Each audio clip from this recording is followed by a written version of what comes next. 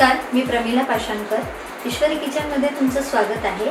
आज आपण पाहणार आहोत दुधी हलव्याची रेसिपी। चला तर पाहूया।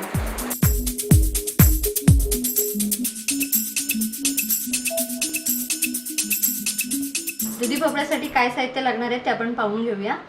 मी 5 चमचे तूप घेतलेले आहे, काजू, बदाम आणि मनुके घेतलेले आहे, 6 चमचे साखर घेतलेली आहे, इलायचीची पूड घेतलेली आहे आणि हा 100 ग्रॅम मावा घेतलेला आहे। सर्वप्रथम आपण हा दुधी भोपळा धुवून घेणार आहोत। त्यानंतर याची आपण साल काढून घेणार आहोत।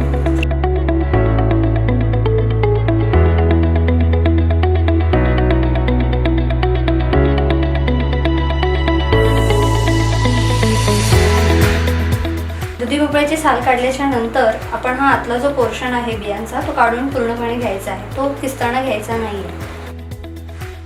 त्यानंतर आपण हा दुधी भोपळा किसून घ्यायचा आहे।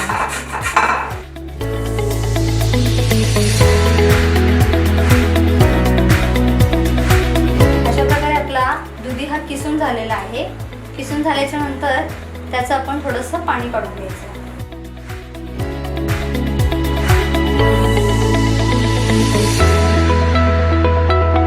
आता आपण गॅस चालू करून कढई तापायला ठेवणार आहोत। त्यामध्ये 2 चमचे तूप टाकून ड्रायफ्रूट्स फ्राय करून घेणार आहोत।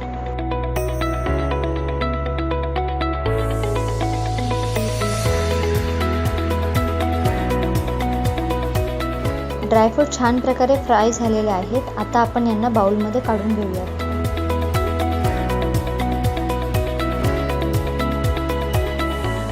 अजून थोडं आपण तूप टाकून किसून घेतलेला जो दुधी भोपळा आहे तो टाकणार आहोत।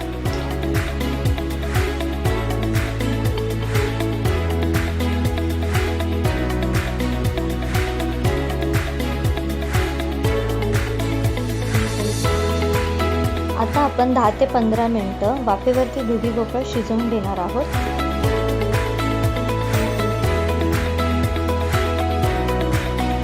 पंधरा मिनिटांनंतर आपला दुधी भोपळा छान शिजून झालेला आहे।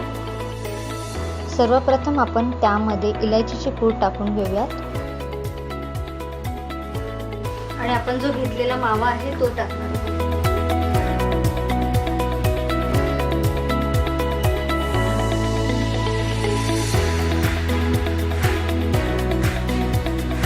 त्यानंतर आपण साखर घालून व्यवस्थित मिश्रण एकत्रित करणार आहोत।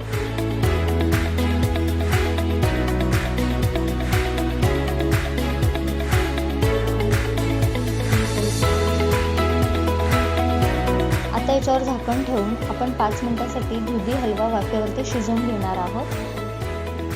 अशा प्रकारे 5 मिनिटं झालेले आहेत। आपण आता हा व्यवस्थित हलवून घेऊया आणि आपला हा दुधीचा हलवा तयार झालेला आहे।